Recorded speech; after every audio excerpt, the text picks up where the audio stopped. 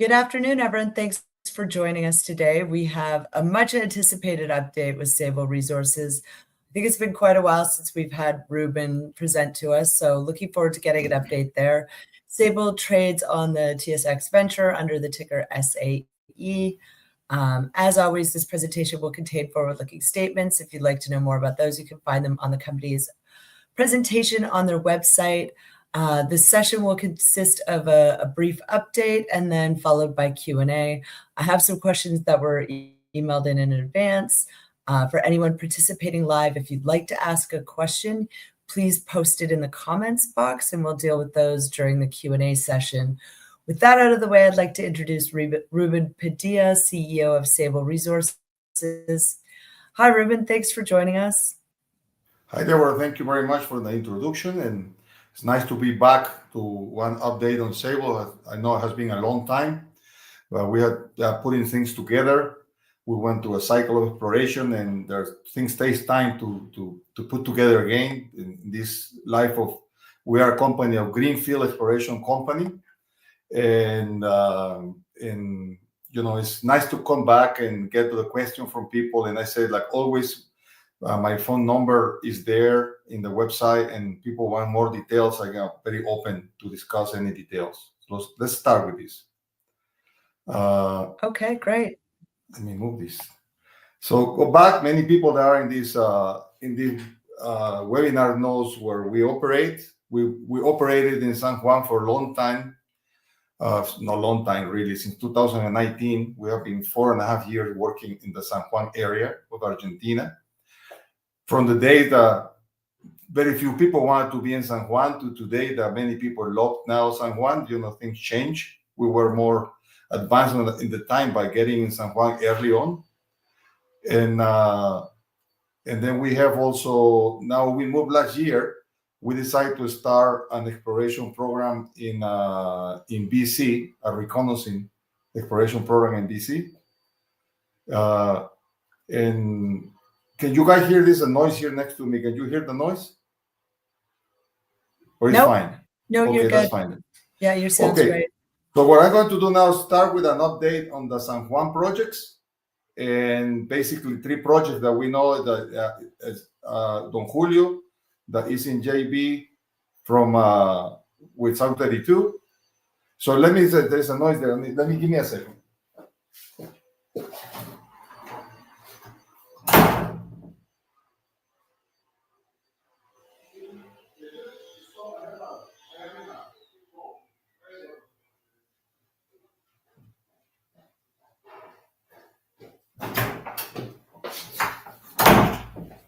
Sorry, guys. So in San Juan, like I said, we have Don Julio. That is and Fierro, everybody knows, and new project are Potrerillo and Cerro Negro. I want to start with Don Julio. This one is fully funded by South 32. We have been in JB for a few years with South 32 there. So far, we have this year, or this fifth season that was 24-25, we drilled 2,355 meters in 6 holes. The idea was to test new targets. In the image that you see down here and along the valley, we tested below the gravels 3 IP anomalies, and those weren't successful. We hit a little bit of mineralization, intermediate sulfidation type of mineralization. That drilling was completed to test the IPs, anomalies below, outside the little cap that is in this area. And we also drilled a new target that is El Morro, and that one has a very interesting drill hole that I want to show in the next slide. And what we have so far, we have been doing in Don Julio so far, what has been to understand this big footprint area, very large, like you can see here, like a 10 by 12 kilometers. And after doing all this work, we now understand that we have 4 porphyry systems at least, that we know that are underexplored, El Morro, that we just drilled this season, Gringa, Punta Cana, and Tocota that we haven't drilled yet.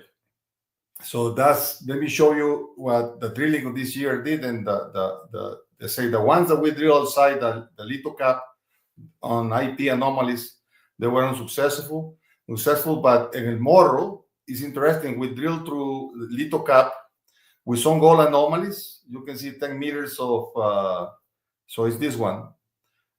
We had some mineralization with gold in a mineralization on the lithocap. As you can see here, 40 meters of 0.45 grams, 74 meters of 0.13.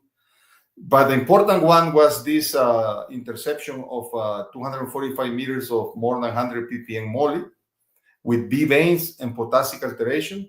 Is in here Morro. Morro is 5 kilometers at least away, 2.5 kilometers further away from Gringa. Definitely a different porphyry system. We haven't found the porphyritic rock that formed this porphyry. So like the Gringa, we seems to be outside in the margin of the porphyry center. And there was just only one hole. These two places are ready for the next drill season, and we now will be vectoring into the porphyry center. Now that we know there's these two different porphyries, that's what we're planning to do. Plus, we have two more porphyries there. So it's been a long time working in this project, but now in this big area, I think we understand what we have, and we are ready to go to one more exploration stage there. In the Fierro, this property, we drilled it in 2022. We were drilling for veins at the beginning, veins, the polymetallic vein with silver and gold also. And later on in 2022, we discovered a little outcrop of porphyry in this area. And this area is mostly outcropping on Paleozoic granite as a host rock, and there are intrusive. There is a porphyry center intruding underneath this. It's just the cupola of the porphyry there. And if you remember, we put a fence hole that I want to describe later, but we stopped drilling here for a while. And this year, we signed a deal with Moshiko Resources, and they are financing the drilling. So we just finished like 10 days ago this drill test that we did, 14 almost 1,400 meters. And what we did, there were some open areas. When we drilled here, we noticed something strange, that this is the cupola of the porphyry here and to the granite. There is a center here with the porphyries, the very nice potassic alteration, but also with albite that seems to be too hot and is barren, really low grade to barren. But the hole that went on the margin of the porphyry center, they always came with a very nice anomalies, over 0.1, 0.2% copper plus gold. We have another intersection here that was 0.3 grams gold, 0.3% copper. That seems to be completely different than the center that was barren.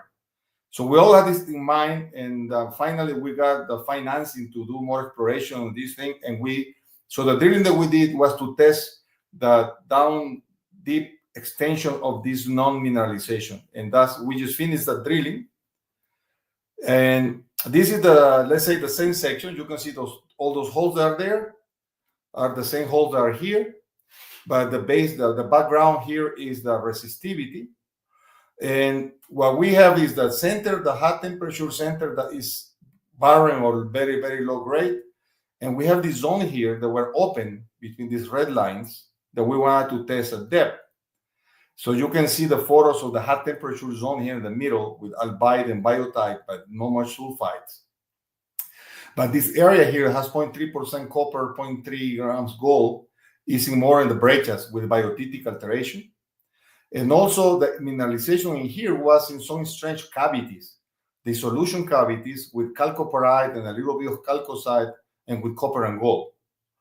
And here you can see the section. Basically, it's a very large system, but we only drill in a small area in the fence.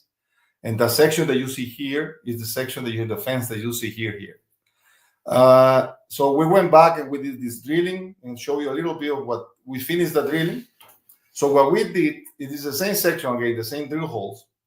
And this is the geology now. In blue and yellow, it is high temperature intrusive center with albite and biotite.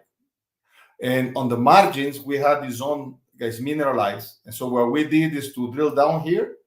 And we had so far we have very nice visual chalcopyrite, pyrite, and a little bit of moly mineralization in large zones, really 120 to 140 meters with visual. We will see what the results are from the lab. But the mineralization is mostly related to, it looked like a magmatic hydrothermal breccias that they don't outcrop.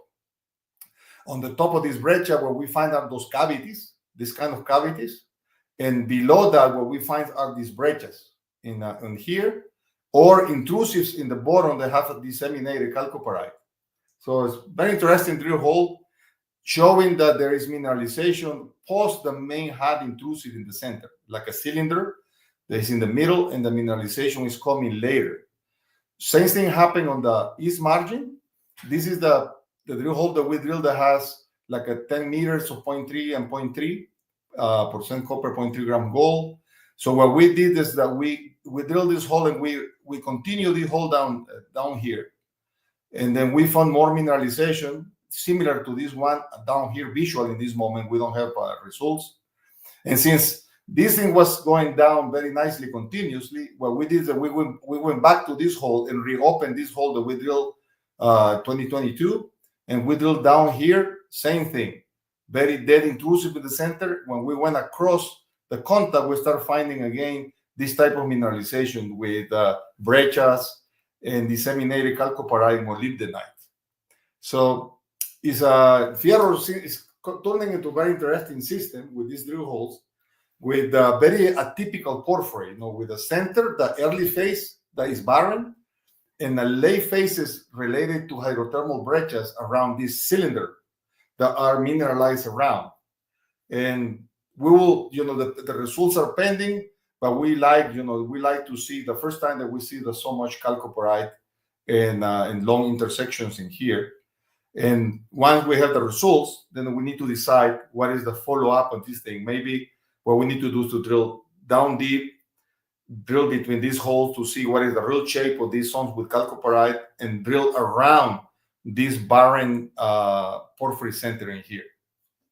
So look, like Fierro is turning into something really interesting. The other property that we have is also is now in an earning agreement with Mochico. Is two properties that we have called Cerro Negro and Potrerillos. These areas, like you see here, are in the more flat areas, not in the high Andes. It's in the back heart of the Andes. Also known because there are Miocene ore deposits around here, but most of the area is covered by gravels. So what we did is there is to stay ground over some non-magnetic anomalies.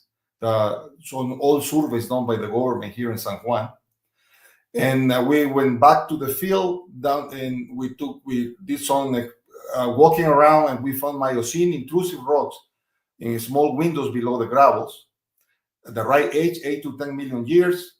And then after that, we did some tests with IP and geochemistry, and we had really good response from that work that we did. And now we need to explore below gravels here. It takes more time, more money to do that. So what we did is, with also part of the deal that we did with Mochico, they are putting now $550,000 for this season. This is all year around. We can work here. It's the good thing that we can work 12 months per year here. So now that we finish El Fierro, we're going to do more geophysics here, more IP in these two anomalies. And we are going to do more geochemistry.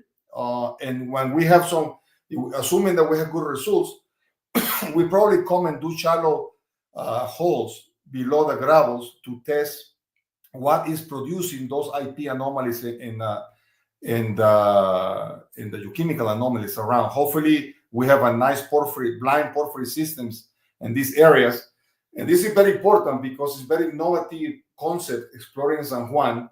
People have been always working in the high Andes where the system are outcropping, but this can open completely a new corridor of exploration and new concept in San Juan. And we are going to start right now, basically, with this work. So remind people about the deal that we have with Mochico. The two deals are separate deals completely, but with the same structure. Mochico can get to 51% by completing 20,000 meters of drilling with a minimum of 1,600 meters this year. They will have to pay the underlying option payments. That is $1.4 million. And starting for the second year, they will be paying Sable $150,000 per year. Plus, we charge for the management fee between 8 and 10% of all the investment.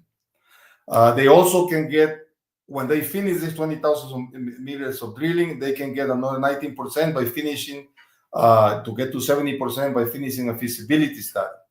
I think it's a very good deal, especially because drilling in the Andes, we know, is like a $700 to $850 per meter to drill. So those 20,000 meters is a lot of money. And Cerro Negro is a similar deal, but they are all putting at the beginning 550,000 that we are going to use to generate the target this year, and then we will start the drilling on the targets. So that's San Juan, the part that we do with South 32. Like I said, Fierro, we finished the drilling, nice looking mineralization. We will see, we always better wait for the lab results to really know what kind of grade, where some gold credits, and what is the grade and the copper grade in these things, and then we go from there.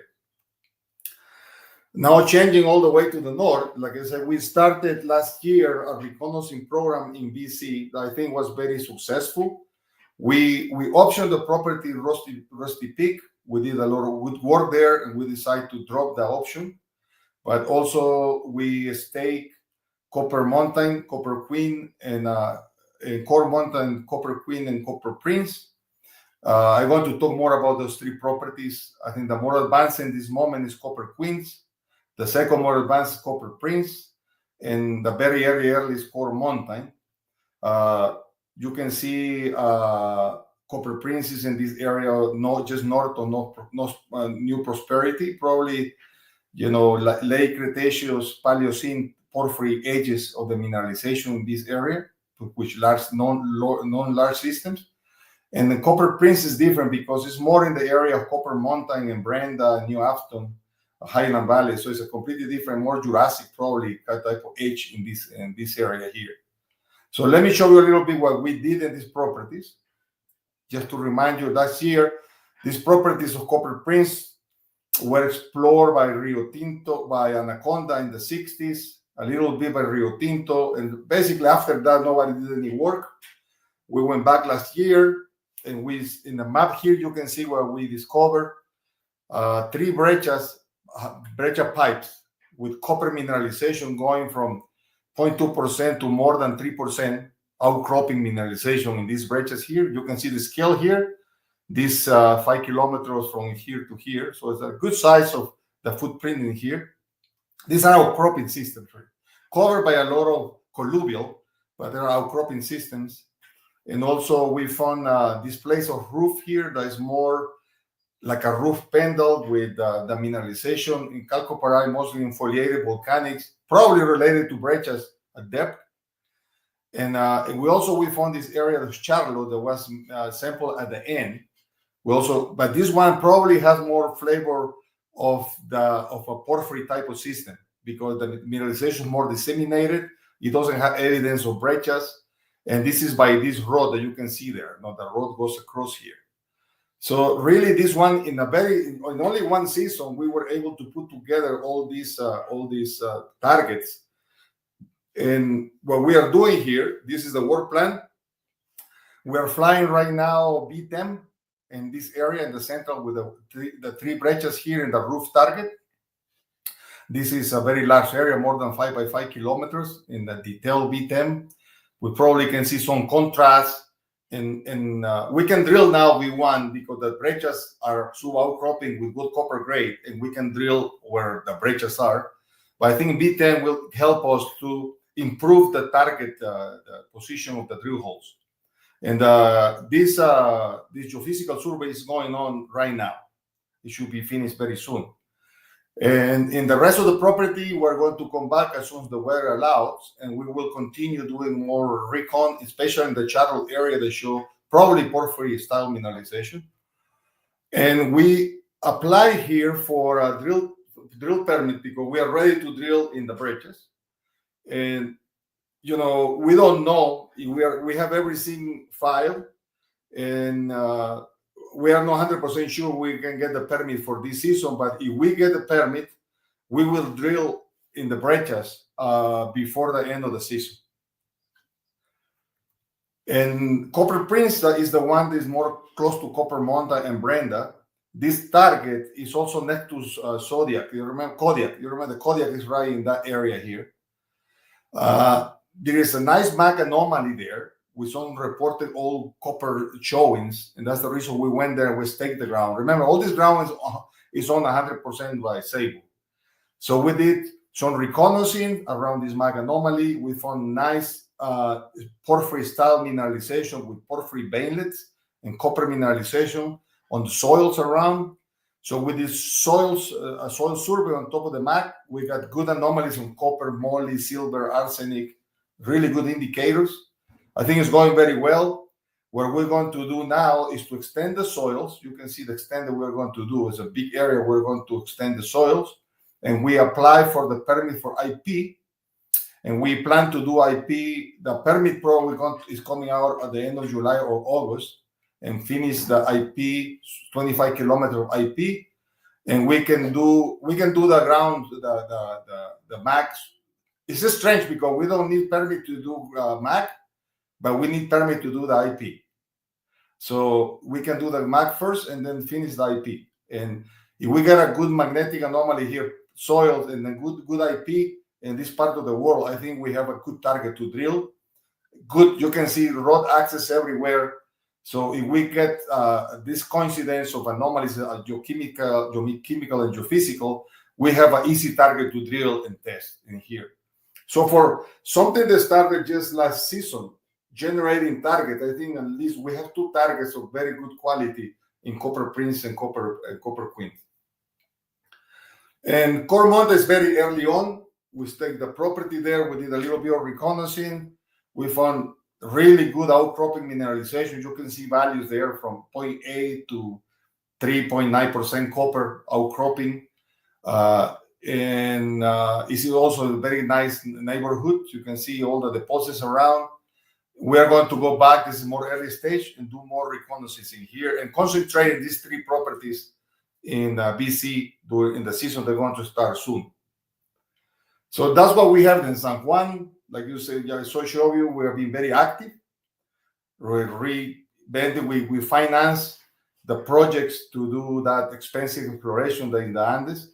And we are financing 100% all the exploration in BC.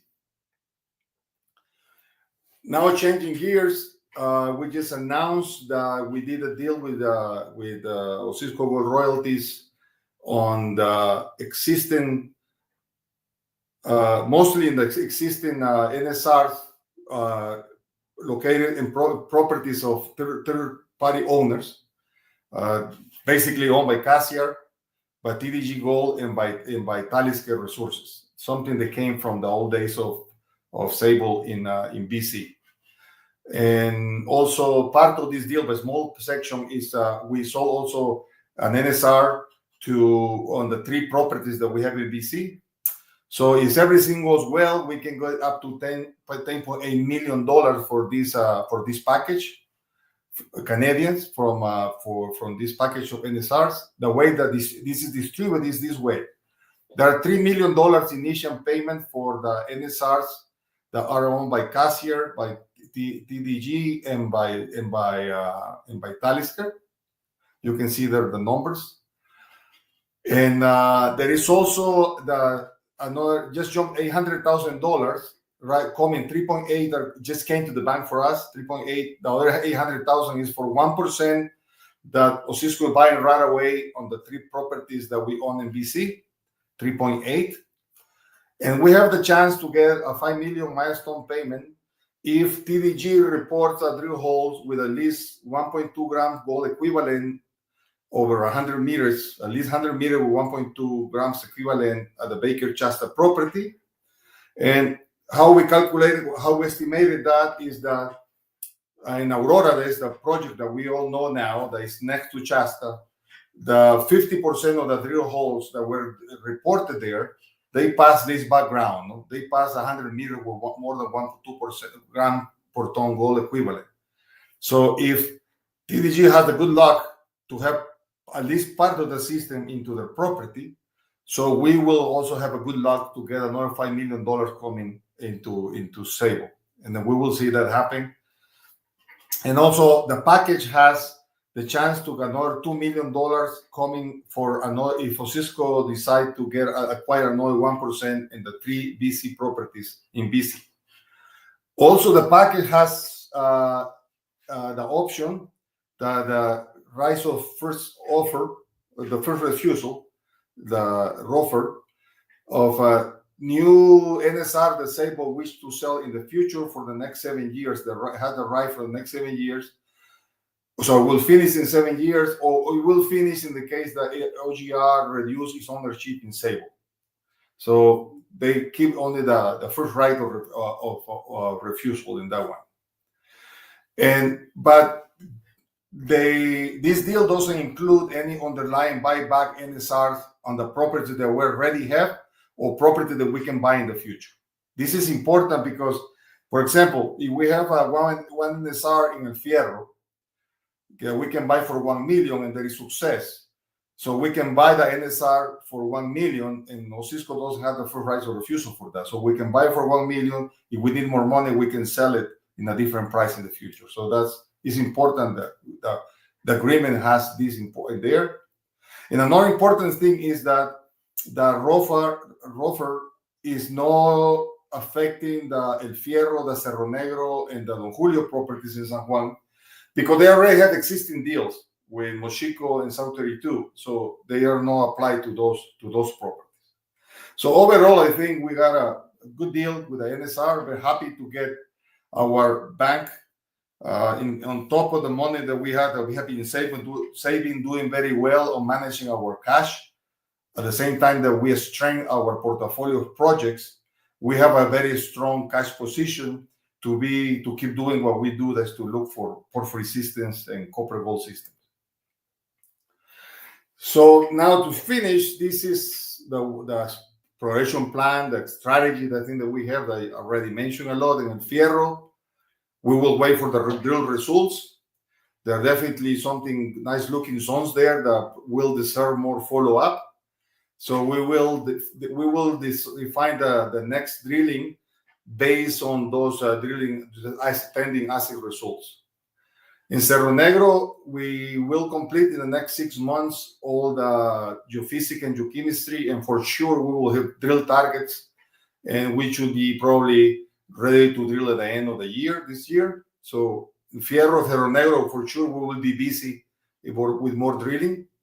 In Don Julio, we will see what South 32 decide to do. They paid the last, everything is everything is paid by them.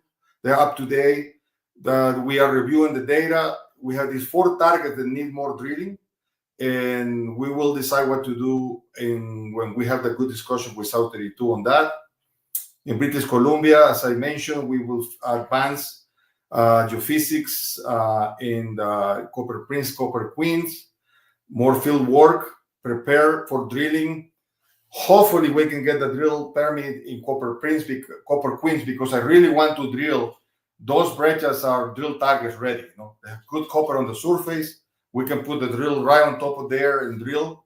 That we have been applying for this permit for months now. So hopefully we can get it this year.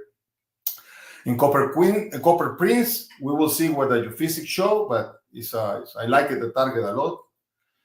And of course, having the cash position that we have and the knowledge that we have a lot of different places and connections, we're always looking for an acquisition of a project that's more advanced, that can complement this package of early stage property that we have, and add something that is more advanced and really will form a company that has a really good combination where we can deploy the cash that we have into that more advanced project. And in the background, we can keep doing all this work with partnerships, looking for big systems that at the end of the day, if we share a big piece of that, the targets are so big that for Sable, it's still a big chunk that we can keep for 20, 25, or 30, and 30%. So that's Deborah, I think, and everybody. I think that's my update, and I don't know. I think we can go to questions in this moment.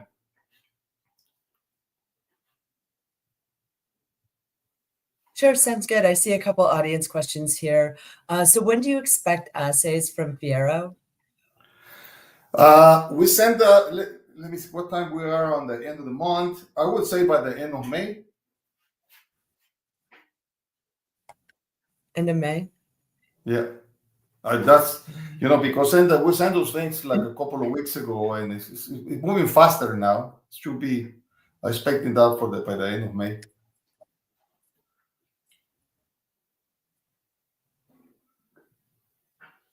Okay. And what percentage of equity does OGR own currently in Sable? 9.8%.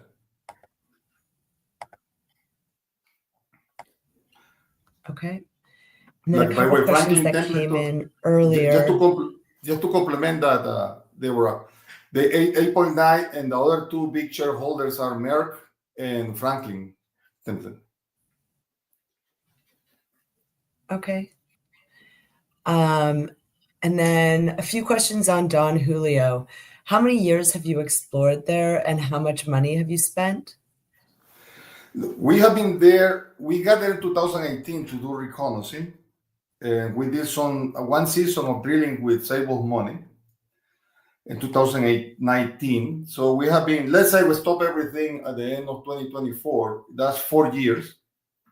No, that's 5 years. 29, 20, yeah, 4 years in there, going to 5 years now.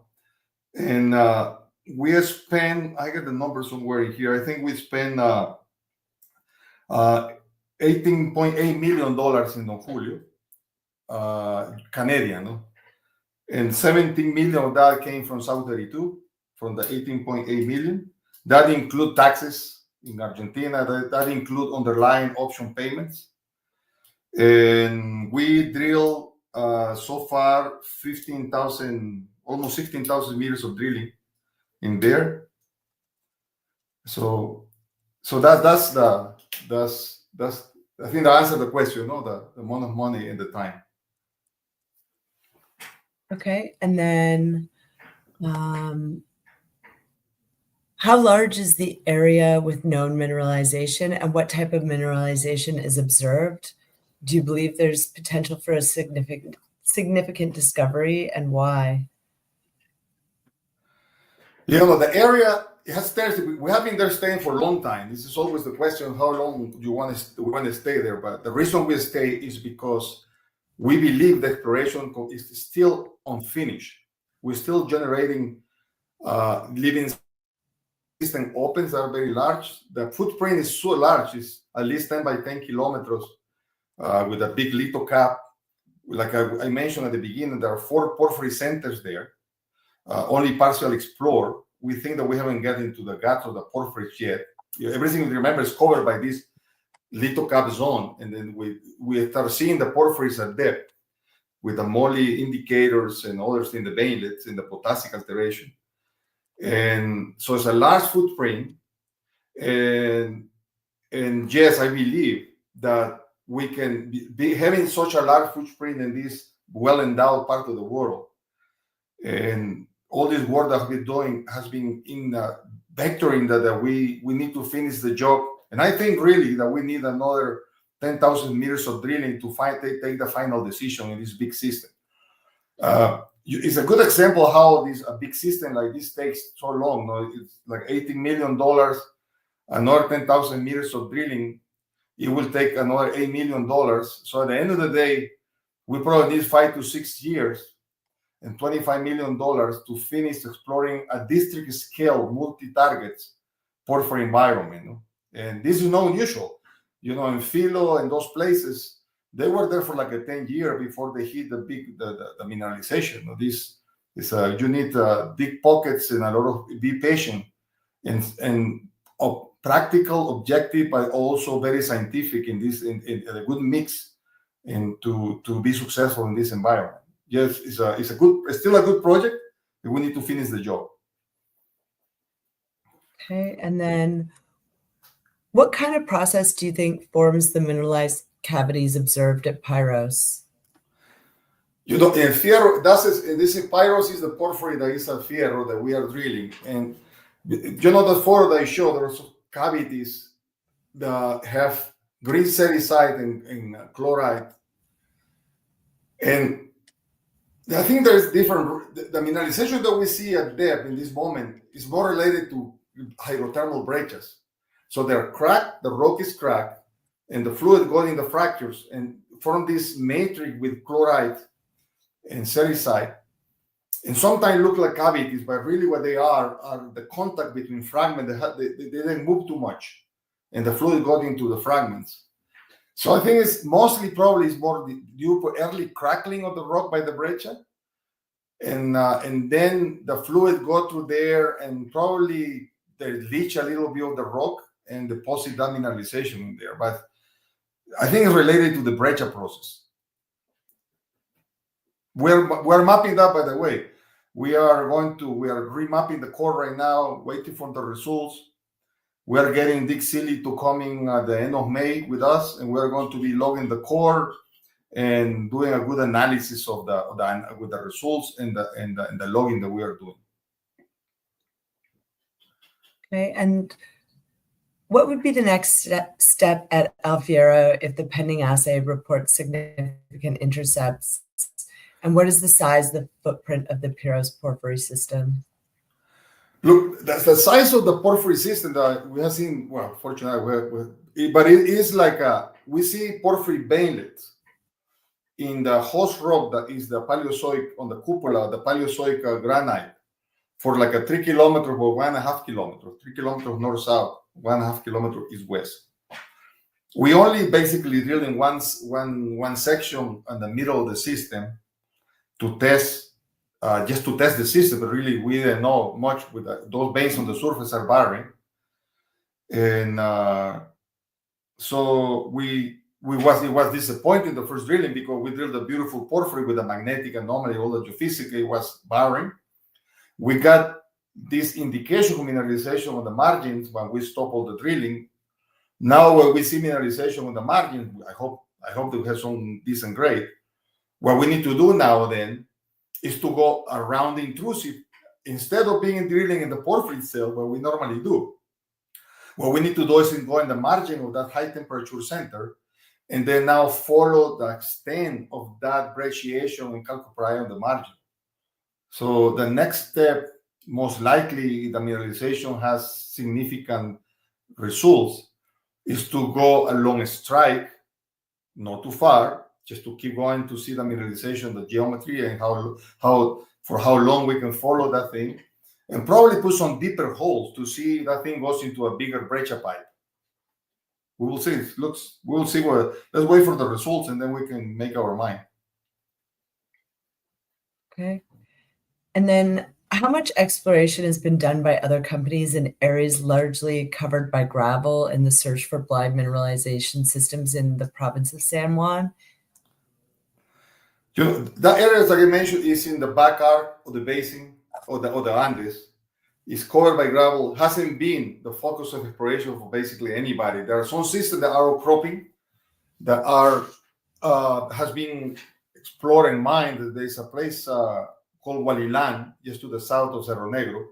It's a gold system, scarred kind of IOCG deposit. I think they talk about 2 million ounces of gold there, plus whatever they mined in the past, also related to Miocene intrusive. It's a window in the gravels, and they have done successful some exploration around the non-old mine. There are other mines, small mines to the north, but it's no more exploration. And so, we can prove that below those gravels, there are those magnetic anomalies that we have Miocene intrusive rocks in the backyard. We can probably start something completely new, a new way to explore in San Juan. So we are innovators in doing that in San Juan. And for Cerro Negro, how did you select the exploration areas, and how are you going to approach exploration? Like I mentioned, what we did is really at the beginning we saw these mag anomalies that were below the cover. Really, we drive through that place all the time. We see these flat areas, and we have this map with these mag anomalies We did a little bit of walking around, a little window show, a little bit of copper mineralization in propylitic alteration. And we dated, we got an outcrop of an intrusive rock that result into Miocene age, the right age.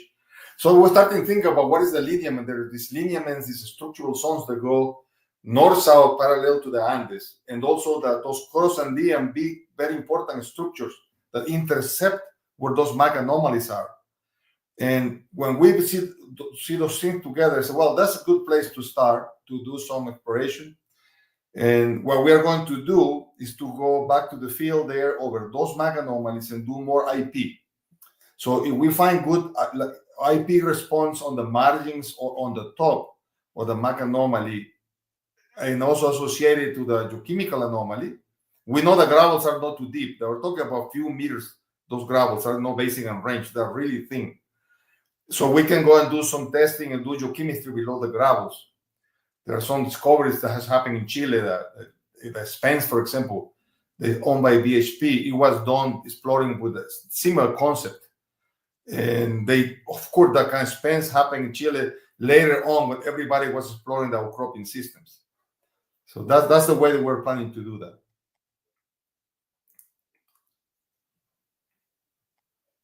And then,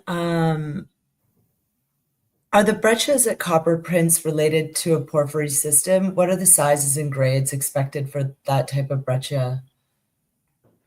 Look, those breccias that we see so far, when we see the breccias specifically, we haven't seen any veinless of porphyries, anything with our breccia pipes, very nice breccia pipe mineralized. And only in Charlotte is that the target is in the north. We think that is more porphyry environment. If that's the case, probably the whole thing is related to porphyry. It's just that everything is covered by soils and post-mineral material that maybe is hiding the porphyry signature. But normally so the answer for porphyry just maybe, because if Charlotte really is related to porphyry, the whole thing will be related to porphyry. And the size of those breccias, there are exceptions like a song in Chile that are monster, but in general, those breccias can vary between, a couple of million tons to 50 million tons. But the good thing about most of those breccias is that they tend to have high grade, and a lot of those breccias in the world, they can go on the ground mineralization because the grades can be over 2%. So that's the reason that we want to, depending on the possibility of porphyries, the places that have good visual mineralization right now, for me, it's a simple, just go and drill that and see if we can have high grade mineralization on those breccias. Got it. Okay. And then for Copper Prince, after completing the work planned, what would define a good drill target? I think very similar to discover target is one by soil, very similar to Cerro Negro. We have a magma anomaly. In Copper Prince is even better because we have a lot of copper indicators on the soils with veinless. There are definitely veinless of porphyry coming from right there. And the geochemistry on soil looking really good. We are in a nice neighborhood there, with the big deposits around. And if we get this extended geochemical anomaly over this mag zone and with a good IP, we definitely have a good target there. And it won't be too expensive to drill, and we will definitely drill it.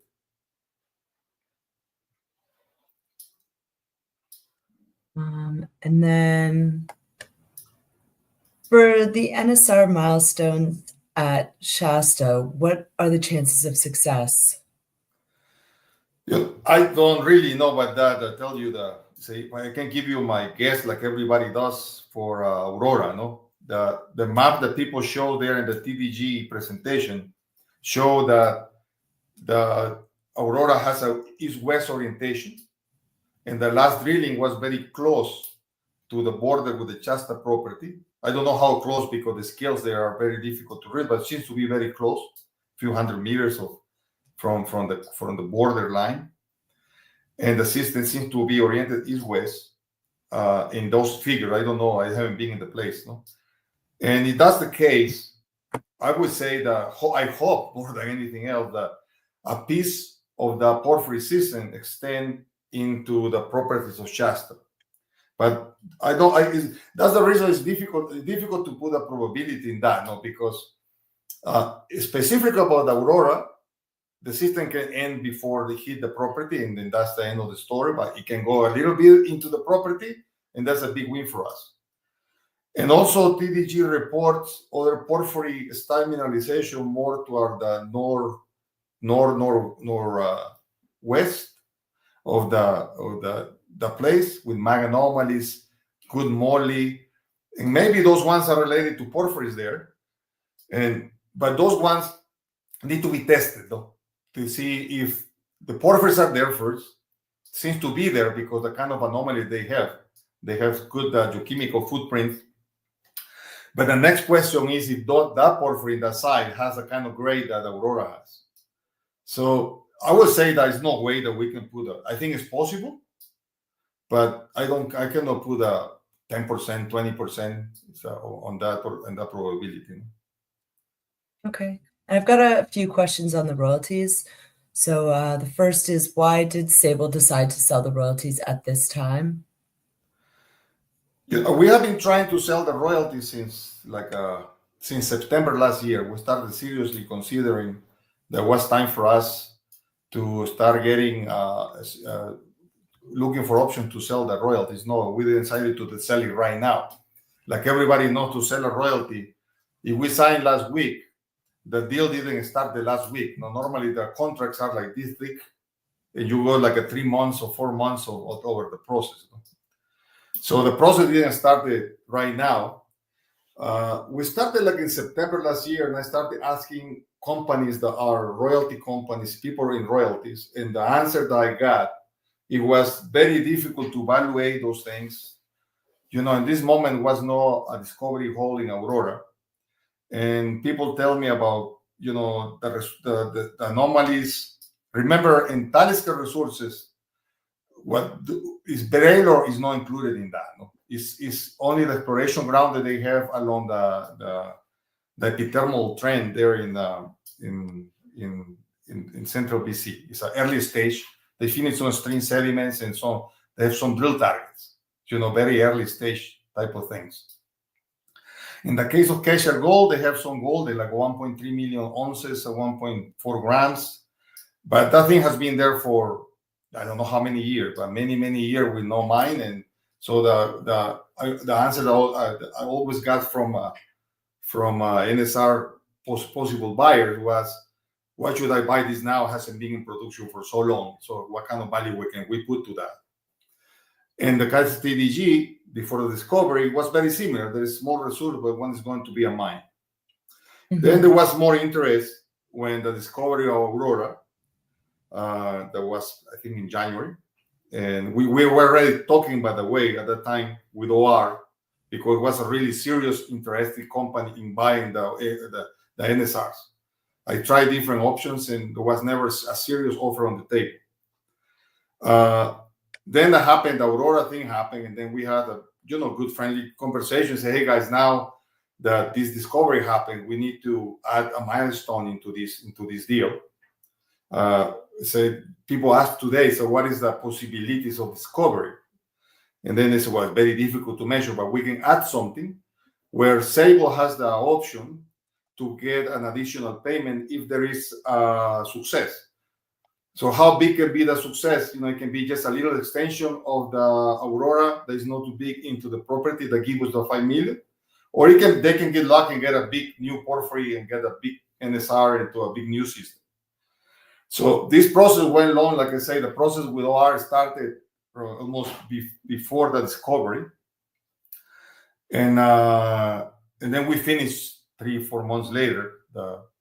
So we also had lately at the end of the process, I had the conversation with a good group that also we never got a thing really on the table with a letter, but we had a good conversation about the possibilities of them buying out.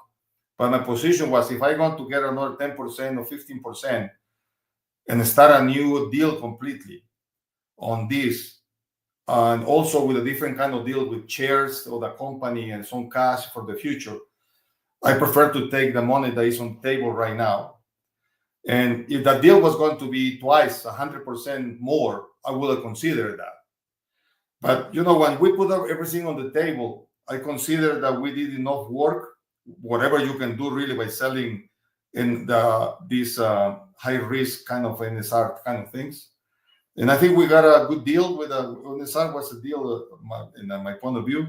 And that was anyway, that's the summary, the whole process that didn't start right now. Right now, we signed last week, but this thing started almost a year ago. Okay, and then a couple more questions just on the royalties. When do you expect the agreements to close? Which agreement? The NSR royalties. is closed. The money is in the bank. They're closed? Okay. Yeah. Okay. And then are you able to share any details on near-term plans for the use of proceeds? Yeah. The first thing that we need to do is, remember, we are a greenfield exploration company. And what we do is to look for new projects. We don't try to farm out them. We are no target generators. As you can see, I will give you a little bit of summary that we in these 5 years that we have been exploring with Sable since I've been here, we're exploring 5 projects. Those projects involved was Pinata, Margarita in Mexico, Fierro, Don Julio, and Poncha. We explored 10 targets, 12 targets. We drilled 12 targets during that time. Completely new target, no recooked target, completely new generation of target. During that time, we have a small success that was Margarita that we sold for cash. At the end of the day, for us was $4.8 million, and we only spent like a 1.2 million. And now, after all this, we still have 6 targets with a good potential at Fierro, and 4 targets in Don Julio plus Copper Queen. So what we do is what we do. The money helps us to keep doing this exploration program that we do. But at the same time, we are very active all the time, looking for third-party properties that can be added to the portfolio. And we have been good adding early-stage properties. But I would love to bring a property that is more advanced to the project. And you asked me the way that we like to use this money is to get a more advanced project that can complement the work that we have been doing. But I tell you something about this, my opinion.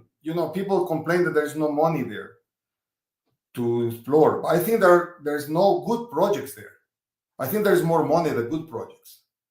So, I've been looking, we have been looking as a team, so many projects.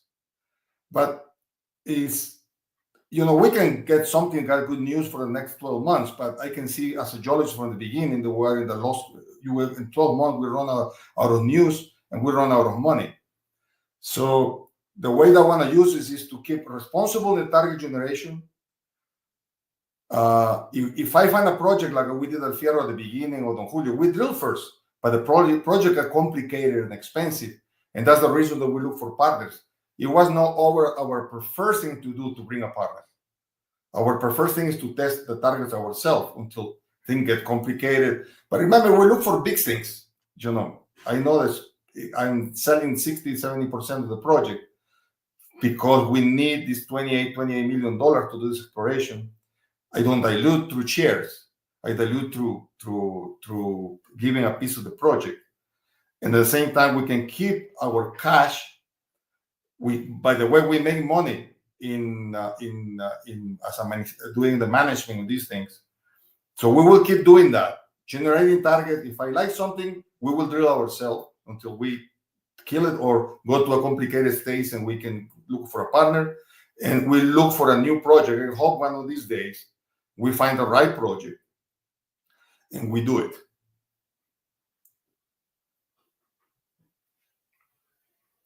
So drill and kill. Yeah. Drill and kill, but sometimes it's not that easy. No, sometimes these big systems, you don't kill them. They just teasers, they, like you see El Fierro. We put $10.8 million in El Fierro, Sable's money. 10.8 million Canadians. We did 3 years of hard work there. And they say, man, this is getting complicated. We have a hypothesis. There's this mineralization on the margins, but it's going to cost another fortune to do this thing. And we can destroy the whole capital of the company. And it's, I really hated to do this, to joint venture, but at the same time, it's so easy to kill the company. We decide to go with our money. Now it's looking that something's coming out of that hypothesis. Same thing with South 32, with this. We haven't killed the project. It's just so complicated, so big, that you need $25 million to understand it before you decide it's the time to go, a good time to stay. Mm-hmm. Okay. And I had one more question on the royalties. So what was the basis of the calculation of the royalty purchase? And were there third-party independent opinions? Yeah, I think the question is similar to the one that we had before. I think we went extensively over that. I say the calculations. It's difficult to calculate. When I was doing all the investigation, the research on this with people that knows about royalties, it is, how can you say, I want to do some kind of economic models of these things? And they say, well, we can do an economic model of something that, first, the Talisker ones, they are just exploration ground with some geochemical anomalies. Cassiar has a resource, but hasn't been in production for years, and running an economic model, it will be not possible. So first, right there, it's difficult to do like an economic model that you can do similar deals that has been done with other companies. And that's what we basically been doing, so looking for similar cases. And the other one was the TDG that got more interested because they discovered Aurora, and we can play there the piggyback on that by getting the $3 million. Basically, we're getting $3 million because of the TDG. If not, probably we will never get more than $500,000 cash for those royalties. And on top of that, we leave open the $5 million milestone for the discovery. Okay, we're playing a game there. Maybe there is a huge discovery in TDG, and we will look stupid by selling by $5 million for $8 million, the whole thing. But maybe not. Maybe there is no big discovery, and we will be stupid by leaving $8 million on the table in this moment. So that's, it's very subjective, really, the selling of these NSR things in early stage. And then, by the way, I mentioned also that we have a serious conversation with. And what's your current cash position?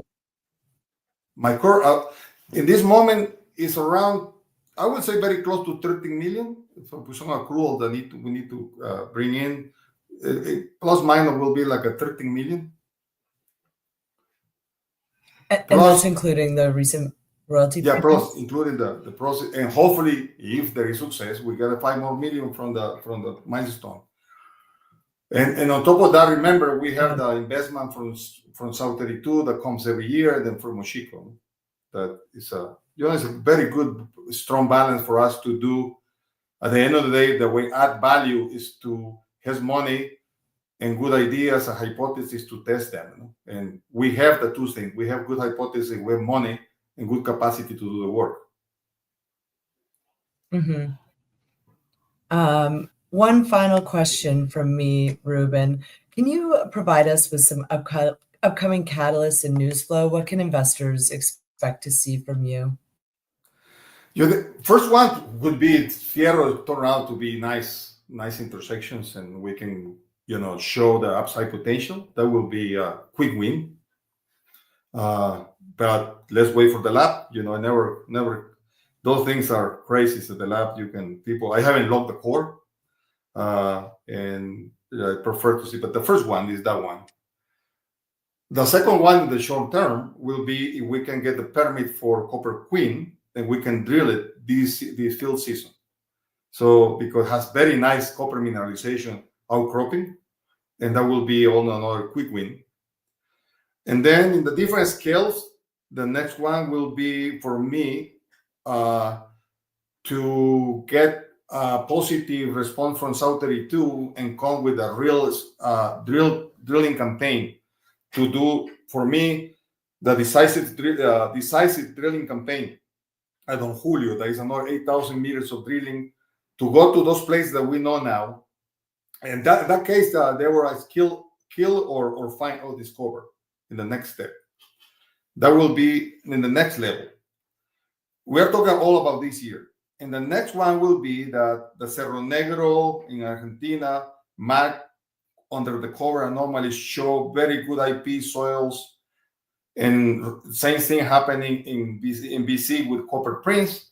If we can come with something that shows really nice targets, I think we'll be in this different level, but this will be good to show that we have more targets coming that we can drill. And of course, it will be great if we can find the right project in the next month, the next 30 days, and we can say, now we can deploy this $13 million into something that is a winner here, and we can change the whole face of the company. Mm-hmm. Well, as you referenced at the beginning of the session, you said you've been pretty quiet lately on the marketing front. Hopefully, with these upcoming catalysts and news flow, we get to see you a little bit more often, providing investor updates and doing interviews and things like that. Yeah, well, I will. Probably the point. One thing with no justification for not being active. By the way, anybody has a question, please send me a message, call me. A lot of people that know me and know I'm very open, and I love to talk about the projects. So you have some questions, or for you hate me or you love me, just call me. We can chat always. But the thing with greenfield exploration is that we drill process like El Fierro, we did new ideas like the Cerro Negro, BC. Really, is not much to talk about this moment. We are reinventing ourselves. We tested all those targets at the beginning. We find a way that don't die in terms of money to keep the cash and get more cash. And then now we have a new group of targets coming that we can test. And hopefully, look, I just mentioned before we finish this, like I said, we tested 12 targets. We have successes, more success with Margarita that we sold. So that's below 10% success if we drill 12 targets. Hopefully, we get something to move on El Fierro. We will very close to 10% success, and in 5 years. But that's normal in this business, no? You are going to generate your own targets. This is the way that happens. No? It takes this time to do this work, and I promise to be more like every 3 months. For good or for bad, whatever we are doing, I wanna just to tell you this is what we are doing or we are not doing. And I will be back. I promise you, Deborah, we do every 3 months. Okay. I'll hold you to that. Yeah. Every 3 months or whenever you have material results. Yeah. And just to further Ruben's point, if anyone has any questions or would like a call, please feel free to reach out to me or anyone on my team, and we can get that arranged for you. I think we're just over the hour. We can probably wrap it here. So thank you so much, Ruben, for your time. Thank you to the audience members for your participation and your questions. And yeah, looking forward to seeing Fierro results. Sounds exciting. Yeah, thank you very much. It was a pleasure to be here. Thank you. Have a good afternoon.